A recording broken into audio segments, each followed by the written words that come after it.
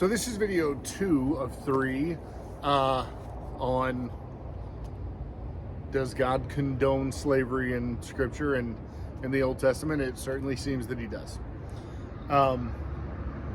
This one is going to be a little maybe left field sounding, but it's kind of the one that I decided last minute to put in with the group. But this one is actually talking about when the Israelites besieged the city or defeated an enemy. So in the culture back then, and I'm not super well studied in ancient cultures, but enough to know. Generally, in those days, when one culture, when one nation went to war against another nation, the men would fight the men, and the women and children were not part of the fighting class. So what would happen is either your men would go and besiege a city and defeat it, and then carry off the spoils of war back home, or your men would go and besiege a city and fail and be defeated, and then the men of that city would then chase those men back to their city and then defeat them either on the way or back at their city, and then lay waste to the city that they came from and then take the spoils from there. Either way, generally the men were decimated and defeated entirely, leaving the women and children and maybe the old folks without a male presence, an adult male presence to then carry on the bloodlines, procreate, and so forth. So then the women and children were generally carried off as part of the spoils of war by whatever culture or community, whatever, won. This was true also of the Israelites. If the Israelites took a city, they would also generally carry off the women and children back into their community as the spoils of war.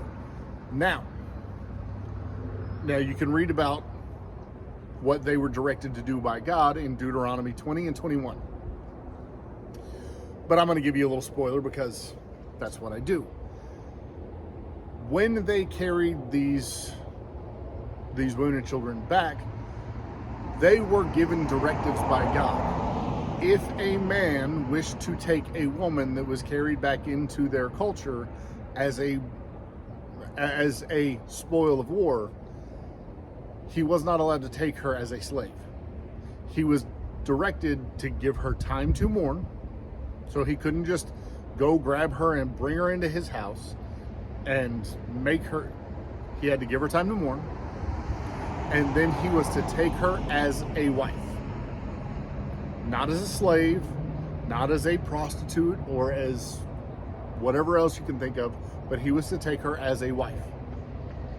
And if he then refused her as a wife later on, or whatever the case, he was to set her free and to treat her as he would a Hebrew woman and give her an allotment, whatever, and set her free.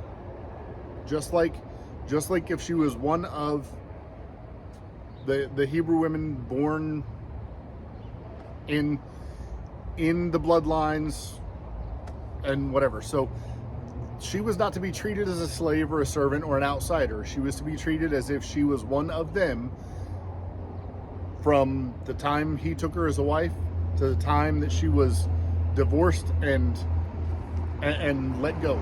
She could leave.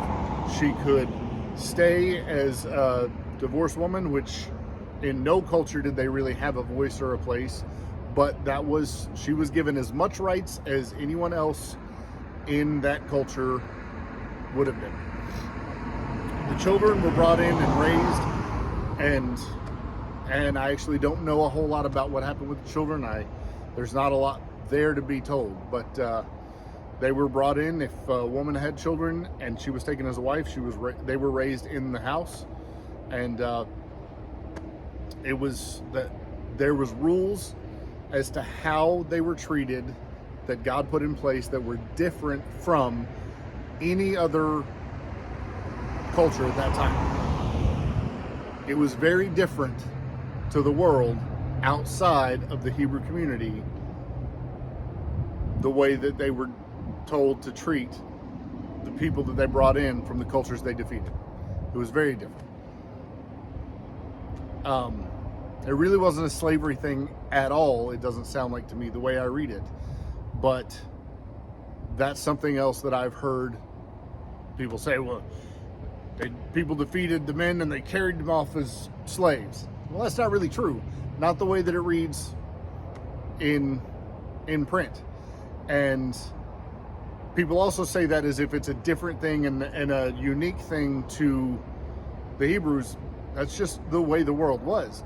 You decimate the entire male population, and then you take the women and children into your population, or they're out there with no one to carry on the bloodlines and they end up dying out.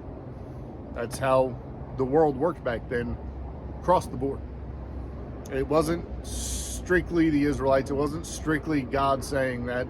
That's just how the world worked.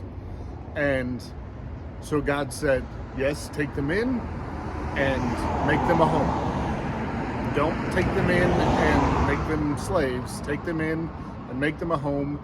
And if you reject them or if they aren't welcome, then let them go. But you cannot treat them as slaves. It doesn't sound much like a evil, uncaring, heartless, wicked God that people are trying to make him out to be, to me. But go read Deuteronomy 20 and 21 and see if you come up with the same conclusion. We'll see you on the next one. This is 2 of 3. Look for all 3 of them.